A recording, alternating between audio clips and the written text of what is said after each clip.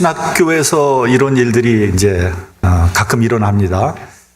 이제 신학교 다니는 이제 남학생이 같은 학교에 이제 여자 처녀를 보고 반한 거예요. 그래서 이제 작업을 거는 거죠. 작업을 거는데 이제 이렇게 작업을 겁니다. 어저께 하나님한테 기도를 했는데 하나님께서 계시를 주셨다. 당신과 결혼하라고 계시를 주셨다는 거예요. 황당한 거죠. 그 얘기를 딱 들으면 처녀는 그냥 깜짝 놀라는 거죠.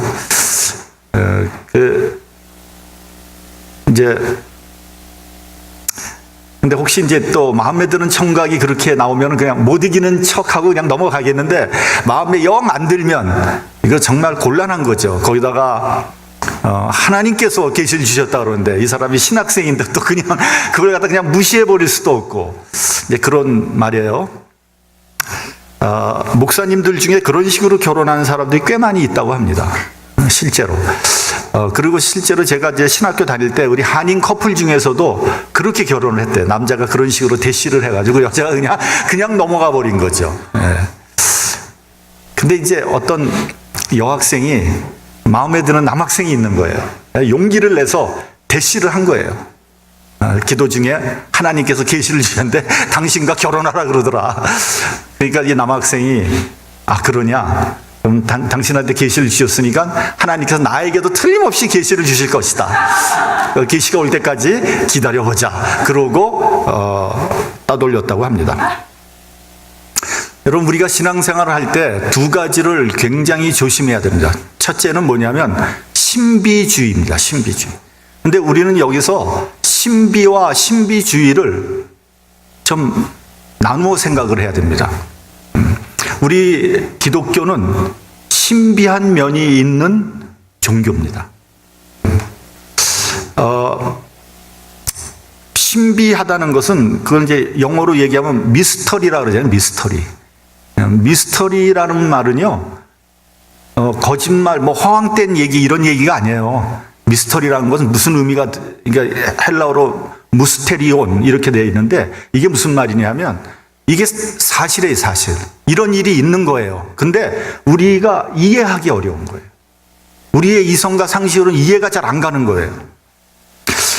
우리는 지금도 기적이 계속해서 일어나고 있다는 것을 믿고 있는 사람들입니다. 기독교인들이 그런 겁니다. 예를 들면 모세가 홍해를 갈랐다든지, 마리아가 처녀로 잉태했다든지, 아니면 오병이어를 가지고 남자만 5,000명 이상을 먹이고도 남았다든지, 아니면 예수께서 부활하셨다는 이 사건 자체를 우리는 믿고 있는 거죠. 이러한 기적은 우리의 상식적으로는 이해하기 어려워요. 그러나 하나님은 그런 초월적인 역사를 얼마든지 일으키실 수 있는 분이라는 것을 우리는 믿고 있는 거단 말이죠. 그런데 소위 신신학을 하는 그런 신학자들은 이러한 기적을 믿지 않습니다. 이들은 자기들이 이해할 수 있는 것만 믿는 거죠. 그것은 하나님을 자기 이해 가운데로 가두는 그런 행위인 겁니다. 그래서 그들은 모세가 홍해를 가른 기적을 이렇게 해석을 한답니다. 홍해가 히브리어 원어를 보면 갈대와 발음이 같다는 거예요. 그래서 모세가 바다를 가른 게 아니라 갈대가 바람이 부니까 쫙 갈라졌다는 거예요. 그렇구나. 그러면 그렇지. 어떻게 사람이 바다를 갈라? 그렇다면 여러분, 그러면 애굽의 기마병은 갈대숲에 빠져 죽은 겁니까? 그건 아닌 거죠. 그러니까 그들은 전능하신 하나님을 믿는 것이 아니라 아까 말씀드린 그들의 이해 안에 있는 하나님을 그렇게 축소시키는 거죠. 그것은 이미 그런 하나님은 하나님이 아닌 것이죠. 그런 면에서 기독교는 신비의 종교입니다. 그런데 여러분, 신비주의라는 것은 이거와 좀 다릅니다. 신비주의는 뭐냐면 내가 개인적으로 체험한 신비스러운 사건을 다른 무엇보다도 더 중요하게 생각하는 거예요.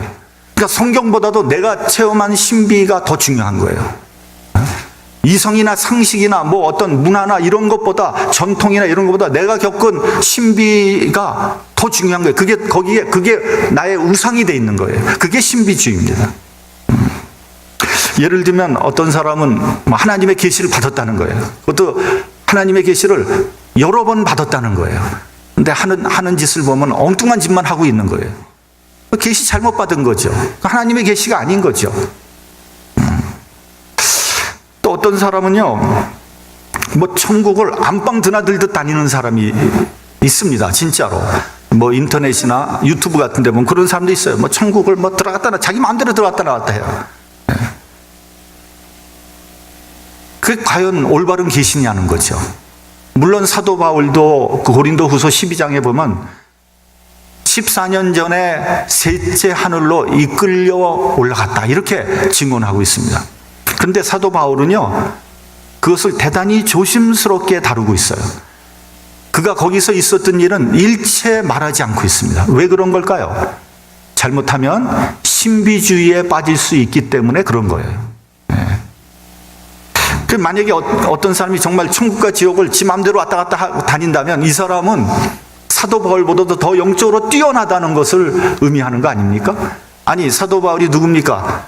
신약 성경의 3분의 1 이상을 쓴 사람보다 자기가 더 영적으로 뛰어나다? 그건 난센스인 거죠. 그러므로 신비주의에 빠져 있는 사람들을 조심해야 되는 거예요. 둘째는 이성주의를 조심해야 됩니다. 여기서 또 우리는 이성과 이성주의를 좀 구분해서 생각을 해야 됩니다. 이성이라는 건 좋은 거죠. 하나님께서 우리 인간에게 주신 좋은 덕목입니다. 동물은 이성이 없습니다. 이성이 있기 때문에 인간이 인간 될 수 있는 거 아니겠습니까? 그런데 이성주의는 조심해야 돼요. 우리가 특별히 이렇게 좀 많이 공부한 사람들이 이성주의에 빠지기 쉬워요. 이건 뭐냐면 모든 것을 이성이라는 잣대로 들여다보는 거예요. 그러니까 이것은 성경보다 이성이 더 앞서는 거예요. 계시보다 이성이 더 앞서는 거예요. 신앙보다 지식을 더 중요하게 생각하는 거예요. 이게 바로 이성주의입니다. 그건 역시 자기 이성 안에 모든 것을 가둬놓는 거죠. 자기가 알아봐야 얼마나 알겠습니까? 자기가 똑똑해봐야 얼마나 똑똑합니까? 그럼 이 이성주의는요, 인본주의와 연결이 되어 있고요, 결국 하나님을 부인하는 것과 마찬가지다, 이런 얘기입니다. 오늘 본문은요, 사도행전 10장에서부터 시작되는 말씀이에요. 유대인 베드로와 로마인, 이방인, 로마의 백부장 고넬료가 만나게 되는 어떤 역사적인 사건을 다루고 있는 겁니다. 지금의 시각에서 보면 그저 유대인과 이방인이 만나서 복음을 전했다, 이렇게 쉽게 생각하기 쉽지만, 이 사건은 복음이 최초로 이방인에게 전해지는 정말 세계사적인 대사건인 것입니다. 그 당시에는 유대인들은 이방인과 접촉할 수가 없게 돼 있었습니다. 이방인과 말을 해서도 안 되고요, 또 밥을 같이 먹어서도 안 되고요, 접촉도 할 수 없었어요. 마치 문둥병자를 접촉할 수 없는 거와 마찬가지인 거죠. 그것이 유대 율법으로 정결례로 엄격히 금지되어 있었습니다. 이 조항을 깬다는 것은 어떤 부정을 타는 것을 넘어서 율법을 깨는 행위로 유대인들에게는 거의 있을 수 없는 그런 일이 되는 겁니다. 먼저 로마의 백부장 고넬료에게 하나님의 사자가 환상 중에 나타납니다. 사도행전 10장 5절을 보면, 내가 지금 사람을 요빠에 보내어 베드로라 하는 시몬을 청하라.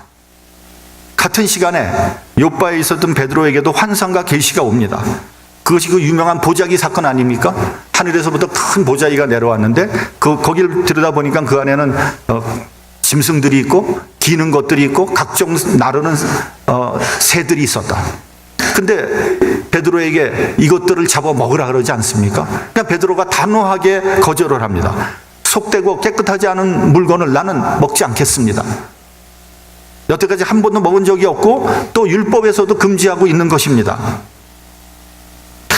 그랬더니 다시 소리가 들립니다. 하나님께서 깨끗게 하신 것을 내가 속되다 하지 말아라. 이 말은 뭡니까? 하나님께서 깨끗하게 하셨다는 거죠. 그전에는 그것들은 다 속된 것이었다는 거죠. 다시 말하면 이방인들은 속된 사람들이었다는 거죠. 이런 승갱이가 한 3번 정도 있고 난 다음에 베드로는 비로소 고넬료가 보낸 사람을 따라가게 되는 거죠. 이렇게 엄격한 율법 속에 살던 베드로는 가서 이방인 고넬료를 만나게 됩니다. 그리고 식사를 대접받아요. 그 집에 유하게 됩니다. 그리고 복음을 전하였고 모든 규례를 어기고 세례까지 줬어요. 일이 여기까지 됐으니까 이 문제는 쉽게 해결될 문제가 아닙니다. 아주 복잡한 문제예요. 그래서 까다로운 그 예루살렘 교회 지도자들이 추궁을 하기 시작합니다. 사도행전 11장을 보면 당신이 무할례자 집에 방문해서 함께 먹고 그 집에 유하였으며 심지어는 세례까지 줬다는 것이 사실입니까? 추궁을 하는 거죠. 그 일에 대해서 해명을 하는 것이 오늘 우리가 보는 본문입니다. 우리 본문 12절을 같이 봉독을 하겠습니다. 본문 12절. 시작. 성령이 내게 명하사 아무 의심 말고 함께 가라 하시매 이 6 형제도 나와 함께 가서 그 사람의 집에 들어가니. 대답이 굉장히 심플합니다. 성령께서 하셨다. 할 말이 없는 거죠. 성령께서 하셨다는데 거기 대고 시비를 걸 사람이 누가 있겠어요? 베드로는 지금 사실을 말하고 있는 겁니다. 어떤 철학이나 지식이나 논리보다 더 중요한 것이 뭐냐? 사실입니다. 사실. 근데 여러분, 베드로는 그렇게 많이 배운 사람이 아니에요. 지금 이 상황을 철학적으로 논리적으로 설명하라고 했다면 베드로는 아마 상당히 버벅거렸을 것입니다. 그러나 그건 자신이 체험한 사실을 말을 하니까 거침이 없었던 거예요. 여러분, 이 세상에 사실보다 더 강력한 것은 없고요, 진실보다 더 설득력이 있는 것은 없습니다. 베드로는 성령의 역사를 구체적으로 증거를 합니다. 지금 6 형제들이 나와 함께 그 사람 집에 갔습니다. 나 혼자 신비 체험을 한 것이 아닙니다. 내가 천사를 만나서 천사의 지시를 받고 그걸로 끝난 것이 아닙니다. 6명이 함께 했습니다. 구체적이고 부인할 수 없는 공동체의 경험을 증거하고 있는 거예요. 여러분, 이 일은 베드로가 계획한 일이 아닙니다. 다만 그는 성령의 역사에 순종했을 뿐입니다. 여러분, 이 부분이 대단히 중요한 겁니다. 여기에서 새로운 창조적인 역사가 나타나는 거예요. 여러분, 성령의 명령에 순종하는 것이 쉬울 것 같지만 사실은 대단히 어려운 일이고 위험이 뒤따르는 일입니다. 인습과 제도에 순종할 것인가 아니면 성령의 명령에 순종할 것인가를 결정해야 되는 겁니다. 근데 대부분 사람들은요, 성령의 감동이 와도 전통이나 인습이나 제도에 순종합니다. 왜냐하면 그래야 문제가 없기 때문에. 그러면 편합니다. 복잡한 문제가 일어날 일이 없어요. 뭐하러 신앙생활 하는데 힘들고 어렵게 신앙생활 하냐? 그냥 쉽게 하지. 근데요, 그렇게 신앙생활 하면 아무런 일도 일어나지 않습니다. 성령의 감동이 와서 그 순종하는 순간 부태위원하고 생명력이 없는 구습이 깨어져 나가게 되는 거예요. 베드로에게 여러분, 아무리 성령의 감동이 왔다고 해도 베드로가 율법과 규례를 깨면서까지 그 성령의 명령에 순종할 이유는 없었습니다. 그러나 베드로의 순종과 결단으로 말미암아 기독교는 율법과 전통에 머물러 있었던 생명 없는 종교에서 생명이 충만한 세계적인 종교로 탈바꿈하게 되는 놀라운 역사가 일어나게 된 거예요. 여러분, 이 사건을 비추어 볼 때요, 기독교의 관심사는 뭐냐면, 기독교인의 관심사는 뭐냐면 어디에 하나님의 뜻이 있냐 하는 겁니다. 이거 조금 위험한 얘기가 될지는 모르지만 여러분, 우리 기독교인들은 합리적이냐 불합리한가, 유익한가 해로운가, 심지어는 도덕적인가 부도덕한가 보다 더 중요한 게 뭐냐? 거기 하나님 뜻이 있느냐는 겁니다. 여러분, 그 당시에 유대의 전통적인 관념에서 비춰볼 때 베드로의 행동은요, 불합리하고요, 해롭고요. 심지어는 부도덕한 행위일 수도 있어요. 왜냐하면 이방인들은 부도덕한 사람들이기 때문에. 이방인들은 개와 같은 아주 쓸모없는 그런 존재인데 그런 사람들과 접촉한다는 것은 유대의 관념에서 볼 때는 부도덕한 일이었죠. 여러분, 대제사장 가야바가 이런 말을 했죠. 많은 백성을 위해서 한 사람이 죽는 것이 유익하다. 여러분, 이건 어떻게 생각하면 굉장히 합리적인 그러한 이야기일 수도 있습니다. 그러나 이것은 하나님의 뜻은 아니었던 거죠. 예수님께서 겟세마네 동산에서 기도하실 때요, 십자가의 고난의 잔을 마시고 싶지 않았습니다. 그 잔은요, 해롭고 억울하고 불합리한 일이었어요. 그러나 예수님은 내 뜻대로 하지 마시고 아버지의 뜻대로 되기를 기도했죠. 하나님의 뜻이 중요한 거예요. 내 뜻이 중요한 게 아니에요. 환경이 중요한 게 아니에요. 하나님의 뜻이 어디에 있나, 그것이 중요한 겁니다. 우리 본문 15절을 봉독하도록 하겠습니다. 본문 15절. 자, 시작. 내가 말을 시작할 때 성령이 저희에게 임하시기를 처음 우리에게 하신 것과 같이 하는지라. 이 말씀도 굉장히 중요한 말씀입니다. 자, 내가 말을 시작할 때 성령께서 저희에게 임하셨다. 여러분, 성령은요, 항상 말씀을 통해서 역사합니다. 말씀이 선포되지 않은 곳에 성령의 역사가 일어난 예가 없습니다. 말씀이 없는 성령의 역사는 그게 바로 신비주의고요. 성령이 없는 말씀은요, 메마른 이성주의에 불과한 것입니다. 그때 말씀이 선포되었고요, 성령이 감동해서 구원을 받게 되는 역사가 일어난 거예요. 그러니 내가 어떻게 이들에게 세례를 주지 아니할 수 있겠는가, 이런 말입니다. 그러니까 부인할 수 없는, 거부할 수 없는 하나님의 역사였다는 거죠. 여러분, 말씀의 선포와 성령의 감동으로 그리스도의 생명이 충만해지는 겁니다. 이것이 기독교의 생명입니다. 저는 기독교가 다른 종교와 다른 가장 근본적인 것이, 기독교는 생명의 종교라고 저는 믿습니다. 그러니까 죽었던 나의 생명이, 나의 영적인 생명이 새롭게 태어나는 것, 그것을 우리는 거듭났다 그러지 않습니까? 그것을 구원이라고 하는 거예요. 생명을 받아서, 새 생명을 받아서 거듭나게 되면요, 세상이 달라집니다. 내 속에 억누를 수 없는 기쁨과 감사, 그리고 평안과 소망이 동시에 나타나는 거예요. 이것은 정말 말로 표현할 수 없는 현상입니다. 이 세상에 무엇을 주고도 얻을 수 없는, 이 세상에 무엇을 소유해도 그런 기분을 느낄 수는 없습니다. 딱히 기쁜 일도 없는데 기쁨이 솟아나오는 거예요. 그리고 모든 일이 감사한 거예요. 또 마음 깊은 곳에 소망이 솟아나오고 있어요. 근데 여기서 나오는 소망은 돈이나 권력이나 출세나 이런 거에 대한 소망이 아니에요. 하늘나라에 대한 소망입니다. 그래서 요한복음을 보면 예수께서 나는 부활이요 생명이니 나를 믿는 자는 죽어도 살겠고 무릇 살아서 나를 믿는 자는 영원히 죽지 아니한다고 말씀하신 거예요. 이게 무슨 말이냐? 이게 바로 소망에 대한 말씀이에요. 그러니까 내가 살아서 나를 믿는 자는 영원히 죽지 않는다는 거예요. 그러니까 죽어도 부활한다는 얘기예요. 근데 이런 현상은 누구에게나 동일하게 나타난다는 겁니다. 유대인에게만 나타나는 것이 아니라 이방인에도 나타나고요, 선한 사람에게만 나타나는 것이 아니라 흉악한 죄인에게도 똑같은 현상이 나타난다는 거예요. 새 생명을 받으면.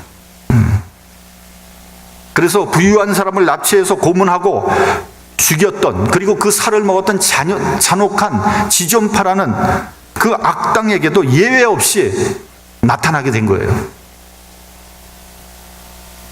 그들이 새 생명을 받았다는 거 아닙니까? 그래서 그 잔혹한 악당들이 사형장으로 가는 그 마지막 길에서 눈물을 흘리며 회개하고 찬송하며 축복하며 죽었다는 거 아닙니까? 그것이 그 교도관의 그 수기에 나오지 않습니까?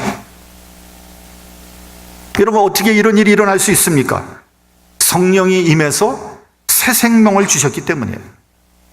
본문 17절을 보면요, 하나님이 주 예수를 믿을 때 우리에게 주신 것과 같은 선물, 그것이 저희들 즉 이방인 고넬료의 가정에도 주셨다고 증거하고 있는 거예요.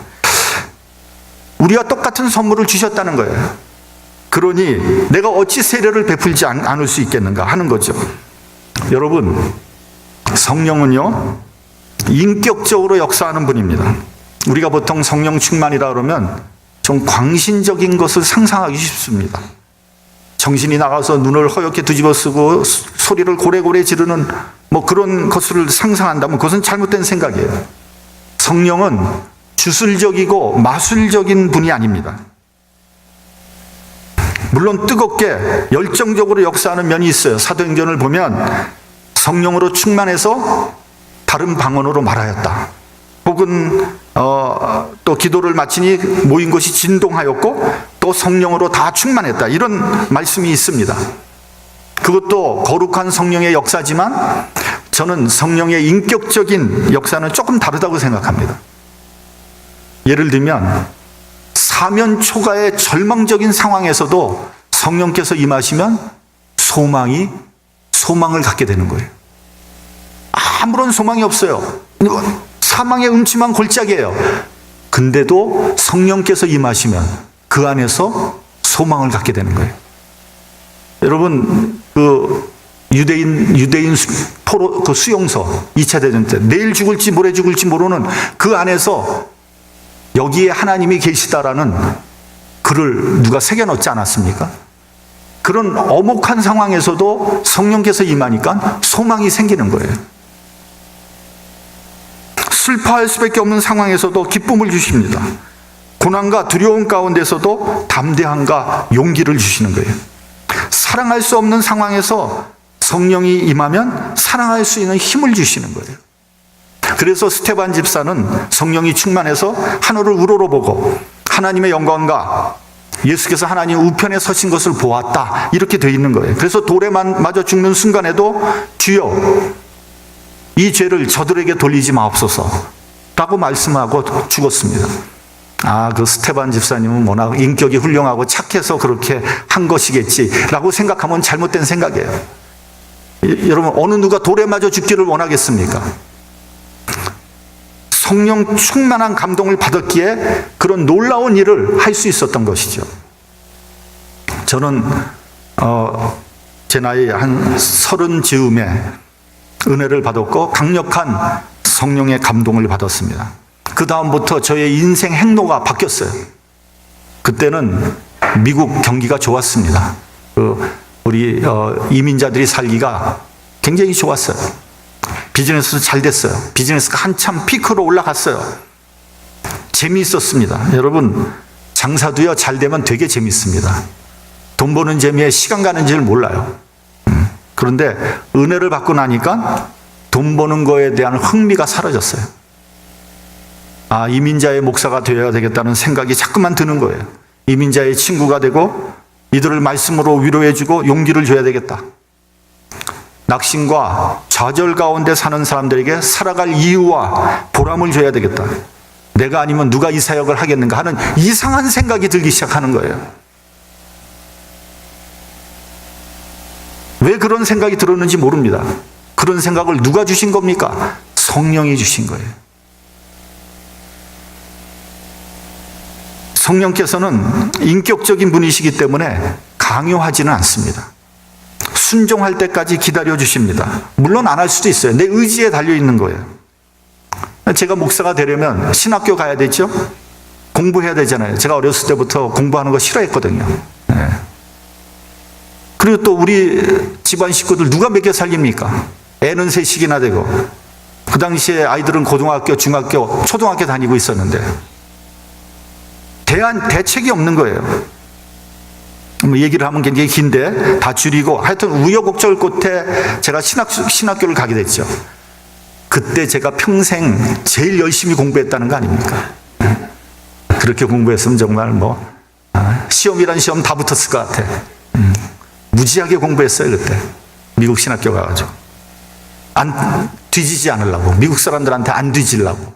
네. 그 신학교를 졸업할 때쯤 되니까 우리 아들과 딸이 대학교 다니죠.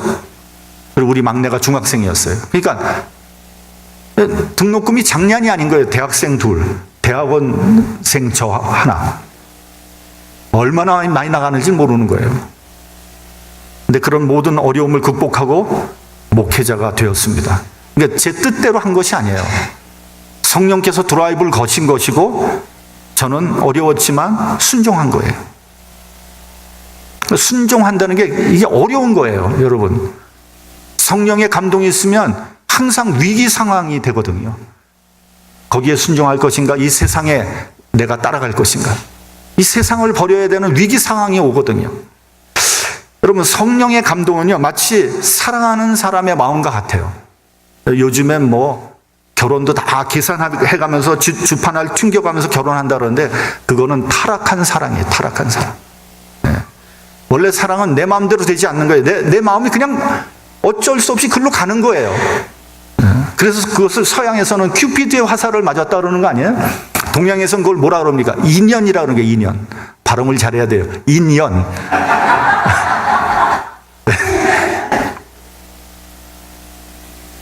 그러니까 이게 논리적으로 이성적으로 설명이 안 되는 거예요.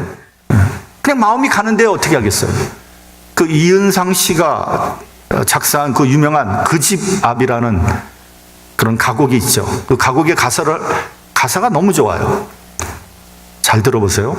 오가며 그 집 앞을 지나노라면, 그 집에 누가 사는지는 잘 모르겠어요. 근데 그 집 앞을 지나노라면 그리워 나도 몰래 발이 머물고, 자기도 모르게 발이 머무르는 거예요. 오히려 눈에 띌까 다시 걸어요. 눈에 띌까봐 다시 거는데 되오면 그 자리에 서졌습니다. 아니, 누가 볼까 가는데 이렇게 보니까 그 자리에 서 있는 거예요. 이게 사랑이에요. 이게 사랑. 예. 그러니까 내 몸이 내 마음에 따라서 움직이는 거를 그대로 잘 묘사하고 있지 않습니까?